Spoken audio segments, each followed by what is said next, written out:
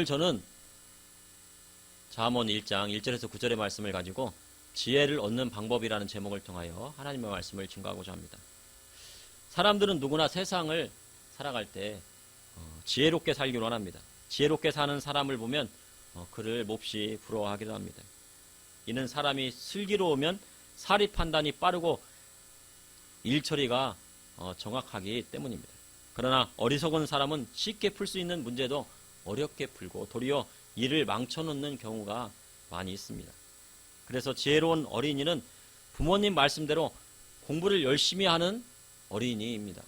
왜냐하면 지혜 있는 자는 부모를 공경하고 노인을 멸시하지 않는 사람이기 때문입니다.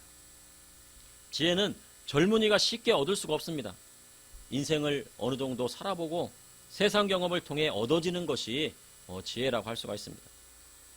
20세를 간 넘은 사람과 80평생을 산 어르신과는 인생을 살아본 경험의 차이가 크다고 볼 수 있습니다. 20세 때는 30대, 40대, 50대를 살아보지 않았습니다. 그래서 그 나이가 되면은 어떤 일이 벌어질지를 잘 모릅니다. 그리고 한 번도 걸어보지 않은 길을 가야 합니다. 그런데 어르신들은 그 길을 다 걸어왔습니다. 그래서 어른들을 공경하면 누구에도 얻을 수 없는 지혜를 얻을 수 있게 되는 것입니다. 가보지 않은 인생을 알 수 있게 되는 것입니다. 공부도 마찬가지입니다.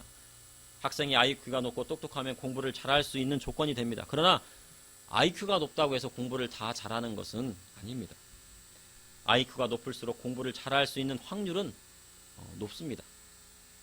확률이 높을 뿐이지 다 잘한다는 것은 아닙니다. 간혹 보통 사람들의 평균 IQ보다 뛰어넘는 그 IQ가 뛰어넘는 영재들이 나오게 됩니다. 그렇다 하더라도 부모가 아이의 재능을 조기에 발견하고 이끌어 주어야 뛰어난 천재가 되게 되는 것입니다. 우리가 우화 중에서 토끼와 거북이를 잘 알고 있습니다.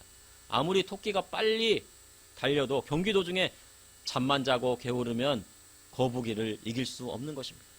그래서 학생에게는 인내와 노력이 무엇보다 중요한 것입니다. 인내라는 것은 참을 수 있는 것입니다. 내가 공부하는데 TV 보고 싶어도 그걸 참는 겁니다. 그리고 내가 좀 놀고 싶은데도 놀지 않고 공부를 열심히 한다.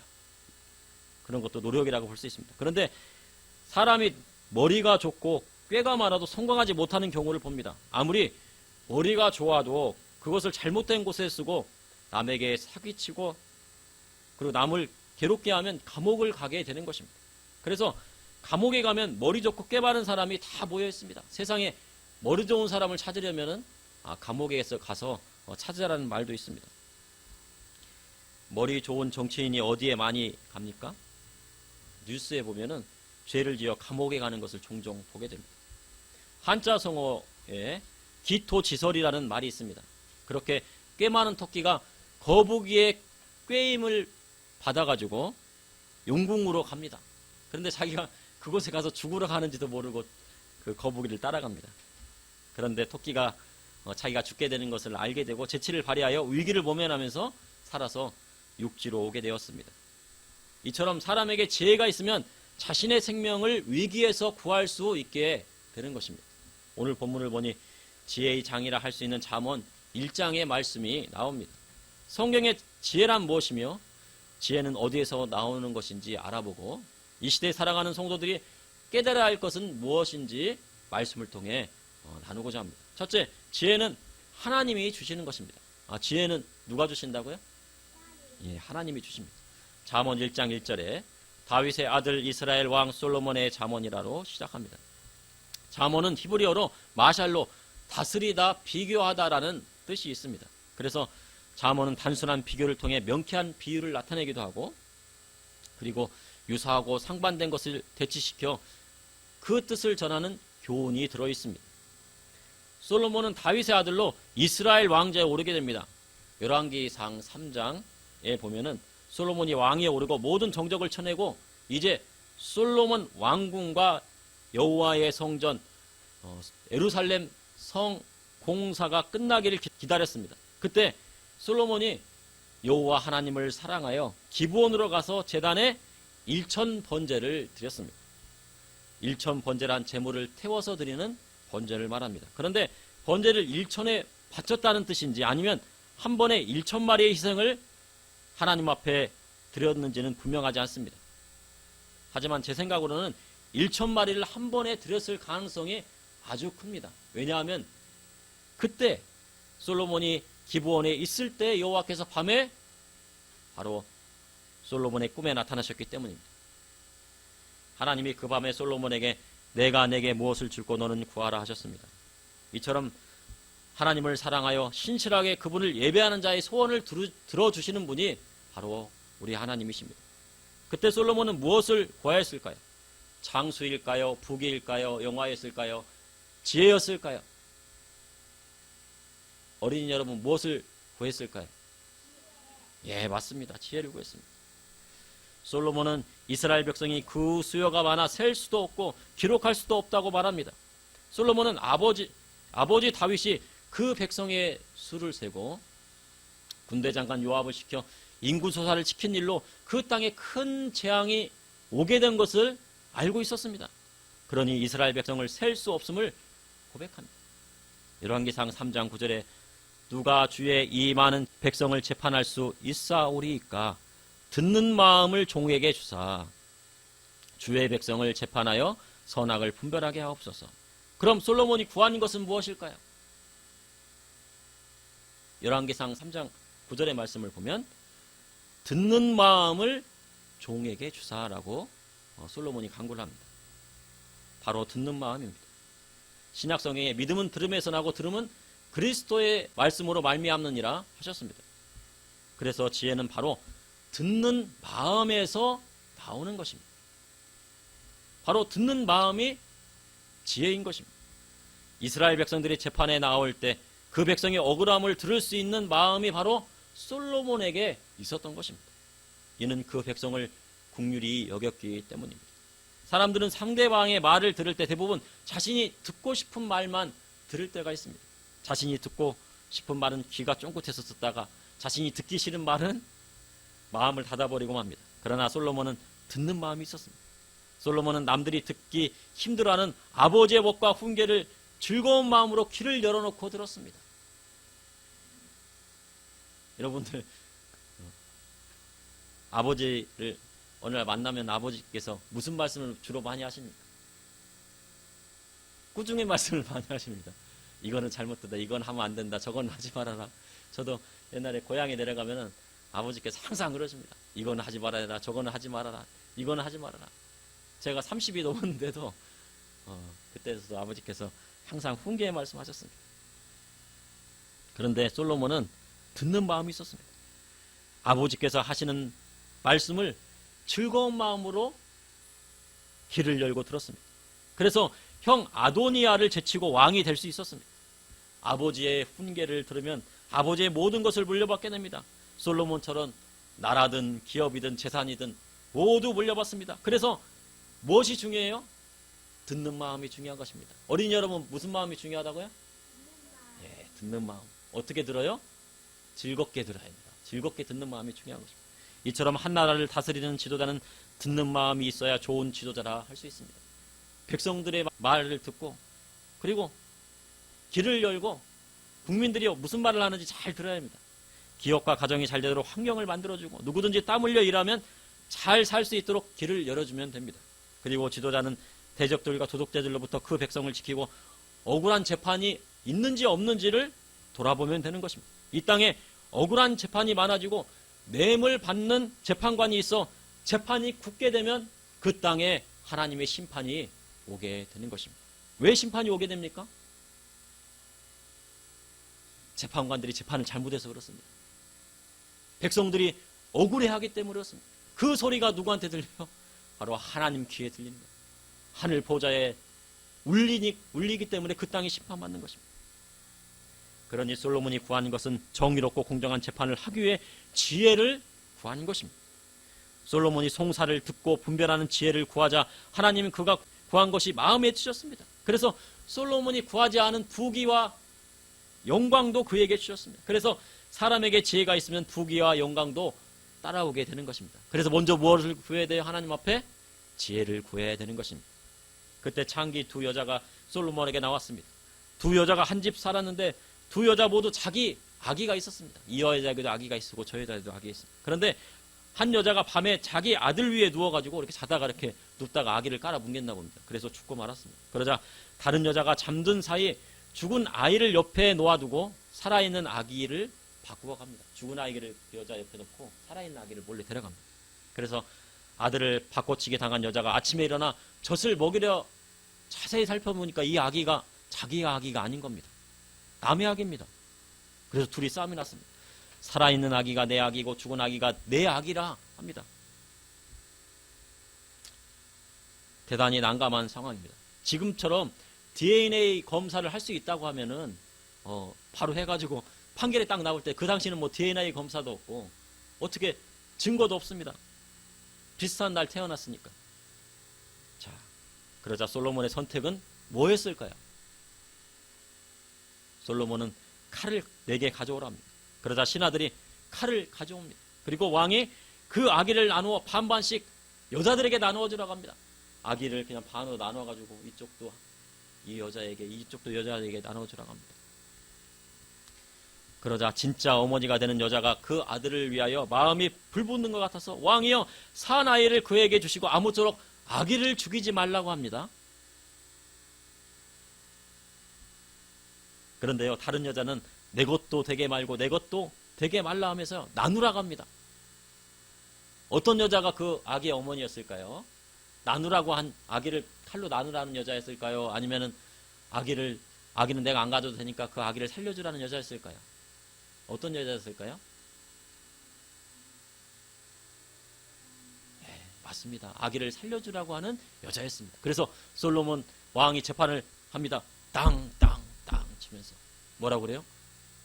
저 아기를 살려주라고 하는 저 여자가 진짜 어미다. 그래서 어머니에게 준 것입니다. 이 재판 결과를 듣는 이스라엘 백성들이요 크게 두려워합니다. 야, 이제부터는 왕을 속일 수 없구나. 왕의 재판은 정말 정의롭구나. 공의롭구나.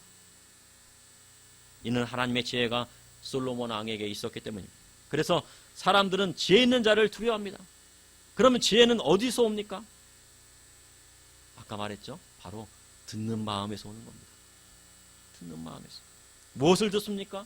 바로 하나님 말씀을 듣는 것입니다. 그래서 지혜는 하나님께서 주시는 것입니다. 이처럼 하나님 앞에 지혜를 구한 솔로몬에게 부귀와 영광도 함께 주신 분이 우리 하나님이십니다. 그러므로 하나님 앞에 지혜를 구하십시오. 둘째, 지혜는 하나님을 경외할 때 이루어집니다. 잠언 1장 7절에 여호와를 경외하는 것이 지식의 근본이요를 미련한 자는 지혜와 훈계를 멸시하느니라. 우리는 가끔 지식과 지혜의 차이점에 대해 의문을 가질 때가 있습니다. 지식과 지혜의 차이점은 무엇일까요? 먼저 지식을 가진다는 것은 특정 정보나 어떤 것에 대한 이해를 말합니다. 현대의 사회로 갈수록 지식이 넘쳐납니다. 지식의 홍수대입니다. 그래서 과거에는 한 가지 전공만 잘하면 성공할 수 있는 시대도 있었습니다. 그러나 앞으로의 시대는 모든 면에서 다 알고 있어야 성공할 수 있는 시대가 되었습니다. 옛날에는 성악가가 노래만 잘하면 되었지만 지금은 노래만 잘한다고 되는 것이 아닙니다. 마케팅에서부터 음반 제작, 그리고 1인 미디어로 자신을 홍보하고 영상까지 직접 자신이 제작하여서 올려야 하는 시대가 되었습니다. 그리고 선교도 마찬가지입니다. 과거에는 해외 선교 나갈 때 선교 비자가 나왔다고 합니다. 그러나 이제 선교 비자가 나오지 않고 있습니다. 그래서 해외 선교하려면 사업 아이템을 가지고 나가야 비자가 발급되고 선교할 수 있는 시대가 되었습니다. 사업도 하면서 선교도 하는 것입니다. 이제 신앙만 공부한다고 선교가 되는 시대는 지났다고 볼 수가 있습니다. 그래서 내가 무엇인가 할 수 있는가 자신의 재능을 살려서 해야만이 선교가 되는 시대가 되었습니다. 믿음의 사람으로 쏟아져 나오는 정보의 시대에 공부 안 하고 게으르면 하나님의 영광을 가리게 되는 것입니다. 시대가 급속하게 변하고 있습니다. 이제 세상은 3D 프린터의 시대가 되었습니다. 건축도 과거에는 많은 사람들이 힘을 들여서 함께해서 몇 달 동안 해야지 건축이 되었습니다.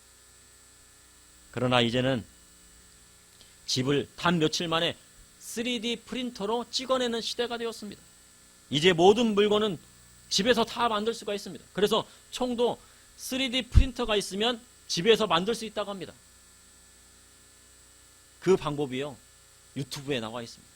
그래서 사제총을 만들어가지고 옛날에 거기 가니까 누가요, 그 유명한 사람들 막 죽고 그럽니다. 그런 방법도 유튜브에 다 나와 있고요. 3D 프린터 하나만 있으면 총도 만들 수 있는 시대가 되었다고 합니다. 그러니까 뭐든지 만들 수 있는 데가, 개인이 무엇이든지 만들 수 있는 시대가 오게 된 것입니다. 사업이나 장사하는 것도 과거의 방법으로는 성공할 수 없는 때가 되었습니다. 남들이 하지 않는 것을 해야 성공하는 것입니다. 남들이 잘하는 것은 다른 사람이 하게 하고, 남들이 하지 않는 것을 해야 사업도 성공하는 것입니다. 그럼 남들이 안 하는 것을 어떻게 찾을 수 있을까요?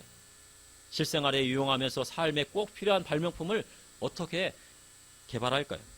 성경의 여호와를 경외하는 것이 지식의 근본이라고 하였습니다. 하나님을 경외하면 지식이 나에게 오게 되는 것입니다. 하나님을 사랑하는 자는 다른 사람이 모르는 것을 알게 되는 현상이 일어나게 되는 것입니다. 왜냐하면 삼위일체 하나님께서 천지를 창조하셨기 때문입니다. 지으셨기 때문인 것입니다. 그래서 성경에는 태 아래 새 것이 없습니다. 이 세상의 모든 것은 하나님이 다 알고 계십니다. 그래서 성도로 하나님 앞에 나와 기도할 때 번뜩이는 사업 아이템이 주어지게 되는 것입니다. 저도 설교를 하다 보면은 어떤 주제에 대해서 딱 마음이 올 때가 있습니다. 그거는 그러면은 핸드폰에 기록을 하거나 어떻게 수첩에다 기록을 했습니다. 왜냐하면요, 뭐 한 1시간 지나면 까먹기 때문입니다. 그러다가 또 다시 어떤 마음이 딱 하나님께 또 주십니다. 그러면 그것을 또 노트에다가 필기를 해놓습니다. 그리고 이제 설교문을 작성을 하게 됩니다.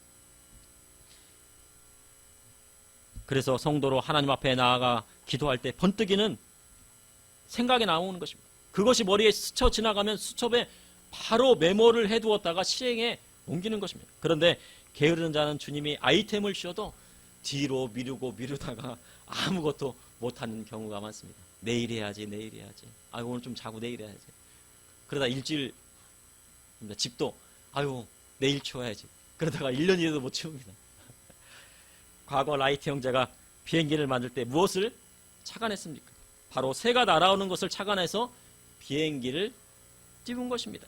뉴턴이 만유인력의 법칙을 발견한 것은 우연히 나무 밑에서 책을 읽다가 사과가 떨어지는 것을 보고 찾아낸 것입니다. 앞으로 이 시대는 하나님께서 주시는 번뜩이는 아이템 하나, 아이디어 하나가 수십억을 벌어들이는 시대가 되게 되는 것입니다. 내가 발명 특허를 하나 내가지고요, 특허청에다가 다 등록하죠. 그거를요, 싼 값에, 다른 기업에다가 한 1억 준다 하니까 파는 사람도 있습니다. 그러나 그 아이템 파는 것이 아닙니다. 자기가 스스로 사업을 하는 것입니다. 번뜩이는 아이템이 있으면은 발명 특허를 내고, 그리고 그걸 통해서 하게 되면요, 수십억, 수백억을 벌게 되고 1000명, 10,000명을 먹여 살리는 그런 기업을 세울 수 있는 시대가 되게 되는 것입니다. 그런데 미련한 자는 하나님이 주시는 지혜와 훈계를 멸시한다고 성경이 기록하고 있습니다. 하나님을 따르지 않는 자는 하늘이 주시는 지혜를 얻을 수가 없습니다. 그럼 지혜는 무엇일까요? 지혜를 가지는 것은 지식을 일상생활에 적용시킬 수 있는 능력입니다. 많은 지식이 있다고 해도 일상생활에 적용시키지 못하면 헛것이 되고 마는 것입니다. 지식이 아무리 많아도 일상생활에 적용시키지 못하면 헛것이 됩니다. 아무리 서울대 나오고 공부를 잘해도 배운 것을 사업에 적용시키지 못하면 헛것이 되는 것입니다. 그런데 우리나라는 공부는 열심히 시키는데 그것을 적용시키지 못하고 있습니다. 대학까지 열심히 공부하였지만 결국 전공과 전혀 다른 것을 하고, 심지어 취업을 하기 위해 다시 고시 공부를 해야 합니다. 유대인의 격언 중에 물고기를 잡아주기보다는 물고기 잡는 법을 가르쳐 주라는 말이 있습니다. 그래서 유대인들은 만 14세가 되면 성년이 되고 부모로부터 자립하기 시작합니다. 그래서 부모가 그 뒤부터 돈 버는 법을 가르쳐 줍니다. 그래서 자신의 장사나 기업을 아들에게 물려주기도 하고, 사업의 아이템이라든가 아니면 금융을 가르치든가 해서 직접 자립할 수 있도록 해주는 것입니다. 교회도 마찬가지입니다. 코로나 이후에 교회는 헌금을 걷지 않고도 교회를 운영할 수 있어야 환난을 이겨낼 수 있는 시대가 되었습니다. 목회자도 사례비 받지 않고 무료로 설교할 수 있어야 환난을 이겨낼 수 있는 시대가 된 것입니다. 그렇지 않으면 코로나 시대처럼 마녀 교회가 무너지는 현상이 일어나게 되는 것입니다. 그리고 선교사도 선교 비자 받아서 해외로 나가는 시대도 끝이 났습니다. 그러니 믿음의 성도로 앞으로 무엇을 준비해야 되는지 기도하고 주님이 주시는 지혜를 간구해야 할 때인 것입니다. 그러므로 지혜는 하나님을 경외할 때 주시는 것입니다. 셋째, 지혜는 부모님을 공경할 때 얻어집니다. 잠언서 1장 8절에 내 아들아 내 아비의 훈계를 들으며 내 어머니의 법을 떠나지 말라 하였습니다. 잠언을 보면 지혜란 아버지의 훈계를 들을 때 나온다고 말합니다. 아버지의 훈계란 무엇입니까? 열왕기상 3장에 보면 솔로몬은 아버지 다윗의 법도를 행하였다고 기록하고 있습니다. 그리고 6절에 솔로몬이 이르되 주의 종 내 아버지 다윗이 성실과 공의와 정직한 마음으로 주와 함께 주 앞에서 행함으로 주께서 그에게 큰 은혜를 베푸셨고 주께서 또 그를 위하여 이 큰 은혜를 항상 주사 오늘과 같이 그의 자리를 앉을 아들을 그에게 주셨나이다. 이 고백은 바로 솔로몬의 다윗의 아들 솔로몬의 고백입니다. 아버지의 성실함과 아버지의 신앙을 그대로 물려받은 것입니다. 솔로몬은 아버지 다윗의 신앙을 그대로 물려받았습니다. 그래서 아버지의 신앙을 물려받아 신실하게 하나님을 섬긴 것입니다. 그리고 하나님의 성전을 건축하여 솔로몬 성전을 건축하여 하나님 앞에 봉헌하였습니다. 아버지의 훈계를 듣는 아들은 절대로 잘못되지 않습니다. 어릴 적부터 오냐 오냐 하며 아들의 말을 다 들어주면 나중에 잘못되는 경우가 많다고 합니다. 아들의 말을 잘 들어주면 들어줄수록 그 아이는 잘못된 길로 가게 되는 것입니다. 지식이 넘쳐도 나중에 커서 자기 혼자 잘난 줄 알고 부모님을 무시하면 그 배운 것이 헛것이 되고 마는 것입니다. 그래서 아버지는 아들이 잘못되지 않도록 항상 훈계하시는 것입니다. 왜 훈계하십니까? 그 아들을 사랑하기 때문입니다. 그 아들을 사랑하지 않으면 훈계도 하지 않습니다. 좋은 말만 하지. 아버지의 꾸중을 듣고 자라나야 나중에 커서도 잘못되지 않는 것입니다. 아버지는 아들보다 훨씬 많은 삶을 살아왔습니다. 그리고 세상의 지식과 경험을 통해 아들이 알지 못하는 지혜를 가지고 있습니다. 그래서 아버지의 말씀을 즐겁게 듣는 마음이 아들에게는 지혜가 되는 것입니다.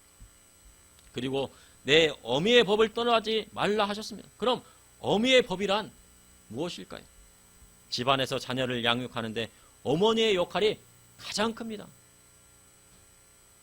아빠 혼자 자녀들을 양육하려면요, 그것만큼 어려운 것이 없습니다. 그래서 아빠는 안 계셔도 어머니만 계신다고 하면은 자녀들을 잘 양육할 수 있다는 이야기도 있습니다. 그러나 부모가 다 같이 합력하여 자녀를 양육하는 것이 더 중요합니다. 어머니가 성경을 날마다 읽고 아이에게 가르치면 그것이 어미의 법이 되는 것입니다. 무엇이 어미의 법이에요? 아이에게 날마다 성경을 읽어주고 하나님 말씀대로 살아라 하면 그것이 바로 어미의 법이 되는 것입니다. 그것이 바로 하나님의 법이 되는 것입니다. 어머니가 공부하는 가정은 자식들도 따라 공부를 즐겨합니다. 그것이 가정의 분위기고 어미의 법이 되는 것입니다. 만약 어머니가 TV 보기를 즐겨하면 아이들도 TV 보기를 즐겨합니다. 어머니가 공부 안 하면 아이들도 공부하기를 싫어합니다. 그래서 아이들이 공부 안 한다고 책망하기보다 어미의 법이 올바른가를 보면 되는 것입니다. 앞으로의 시대는 급속도로 변화하는 시대입니다. 바벨론의 때와 같이 많은 지식이 한 곳으로 쏠리고 언어가 통합되는 시대가 되었습니다. 비즈니스도 우리말 하나로 안 되는 시대가 되었습니다. 기본적으로 영어를 해야 하고 다음으로 여러 나라의 언어를 알아야 사업이 되는 시대가 되었습니다. 계약서도요, 지금은 국제적으로 나가려면은 한글로 해서 이렇게 계약서를 쓰지 않습니다. 대부분 다 영어입니다. 그래서 이 영어를 알아야지 그 계약이 잘 되어 있는지 안 되었는지 그 단어 한 장 때문에 몇 천억이 나갈 수도 있고 들어올 수도 있는 것입니다. 그래서 앞으로 시대는 영어를 꼭 해야 되고 여러 나라의 언어도 해야지 다른 사람들한테 속지 않게 되는 것입니다. 이러한 때 가와가 같이 때가 되면 공부하겠지. 옛날에 우리 어렸을 때는 어떻게 했습니까? 때 되면 다 공부한다. 얘가 철들면 공부한다. 한 고등학교 때 되면 공부할 거야. 그렇게 되는데 그렇게 방황하면요, 방황하다 보면은 시대에 뒤처지게 되는 것입니다. 믿지 않는 자들도 공부를 열심히 하는데 믿는 자로 게을러서 공부 안 하고 시대를 이끌어 가지 못하면요, 다음 세대를 준비하지 못하고 불신자들에게 이끌려 가게 되는 형국이 되는 것입니다. 왜 우리나라에 예수님 잘 믿고 하나님 잘 믿는 자들이 지도자가 못 되고 있습니까? 첫 번째는 공부를 안 해서 그렇고, 두 번째는 뭡니까? 하나님 말씀대로 정직하게 살지 못했기 때문입니다. 우리나라에 기독교인이 1000만 성도가 넘는다고 합니다. 이는요, 길 가다가 4명 중에 1명은 기독교인이라는 말입니다. 그런데도 기독교인이 이 나라를 이끌어가지 못하고 있습니다. 이것은 무엇인가? 잘못된 것입니다. 그러니 믿음의 성도는 자녀들을 하나님의 지혜의 말씀으로 어떻게 양육할 것인가? 다시 한번 생각해 봐야 합니다. 그리고 자녀들은 믿음의 부모인 아버지의 훈계를 듣고 어미의 법을 떠나지 말아야 합니다. 그래서 이는 내 머리에 아름다운 관이요 내 목에 금사슬이라 하신 것입니다. 그러므로 지혜는 부모님을 공경할 때 얻어지는 것입니다. 세상은 이전보다 더 급속도로 빠르게 바뀌고 있습니다. 이전 방식대로 살아가면 뒤처지지 말입니다. 그렇다고 믿음의 성도로 세상 교육 방식에 따라가려면요, 많은 경제적인 뒷받침이 없이는 불가능합니다. 그런데요, 믿음의 성도로 넉넉한 가정이 많지 않습니다. 넉넉한 가정이 많을 것 같지만 많지 않습니다. 그래서요, 자녀들에게 지혜를 얻게 하려면 잠언을 읽게 해야 하는 것입니다. 넉넉하지 못하면 어떻게 합니까? 아유, 자녀들을 교육하려고 하는데 돈이 없어요. 그럼 어떻게 해야 돼요? 어떻게 해야 돼요? 잠언을 읽게 하면 됩니다. 잠언을 읽게 하면 하나님께서 지혜를 주시는 것입니다. 그리고 믿음의 성도로 내가 하나님의 지혜를 얻고자 한다고 하면 어떻게 해야 됩니까? 바로 하나님의 말씀을 날마다 읽고 기도해야 되는 것입니다. 잠언을 단 한 장이라도 우리말로 읽고 한문으로 읽고 영어로 읽게 하면 주님께서 그에게 지혜를 주시는 것입니다. 잠언을 다 읽지 않는다고 해도 잠언 한 장을 하나님 앞에 정성스럽게 읽는다고 해도 지혜를 하나님께서 주시는 것입니다. 그러므로 지혜는 하나님을 아는 지식으로부터 시작되며 하나님께 구하는 자에게 주시는 것입니다. 또한 세상을 이기는 지혜는 하나님을 경외할 때 주시는 것입니다. 그리고 지혜는 믿음의 부모의 말씀에 순종할 때 이루어지며 하늘 아버지를 사랑할 때 세상 사람들이 알지 못하는 것을 알게 되는 지혜를 얻게 되는 것입니다. 그러니 하나님 앞에 지혜를 구하십시오. 하나님께서는 지혜를 구하는 자에게 주시는 것입니다. 그 지혜가 우리 일상생활을 통해서 우리의 삶 가운데 많은 것들을 풍성하게 허락하여 주실 것입니다. 잠시 기도하시겠습니다. 사랑해 주님, 오늘도 감사합니다. 주님, 오늘 이렇게 주님 앞에 나와 수예배로 하나님 앞에 나왔습니다. 적은 수가 모였지만은 하나님을 경외하는 마음으로 주님 앞에 나왔사오니 아버지 하나님, 주님 앞에 지혜를 구하는 모든 성도님들에게 주님, 저와 우리 모든 성도님들에게 하나님께서 주시는 참된 지혜를 얻게 하여 주셔서 이 세상을 이기고 승리하는 삶 살 수 있도록 주님께서 인도하여 주시옵소서. 주님, 질병을 통하여서 어려움을 당하고 있는 성도님들이 있습니까? 낫게 하시고 치료케 하여 주시고 예수님의 십자가의 보혈의 피로 덮어주시고 발라주시고 낫게 하여 주시옵소서. 주님, 또한 이 상가에게도 아버지 하나님, 놀라운 하나님의 기적과 축복을 허락하여 주셔서 교회로 말미암아 하나님의 은혜로 말미암아 놀라운 기적 같은 일들이 이 상가에 일어나게 하여 주시고 많은 사람들이 몰려들게 하여 주시고 상가가 부흥할 수 있도록 주님께서 인도하여 주시옵소서. 주님, 우리 교회 비록 작은 교회일지라도 주님, 주님께서 하나님을 사랑하는 자들이 모였사오니 하나님 은혜 베풀어 주시고 우리 교회에도 부흥을 허락하여 주시옵소서. 예수님의 이름으로 기도옵나이다. 아멘.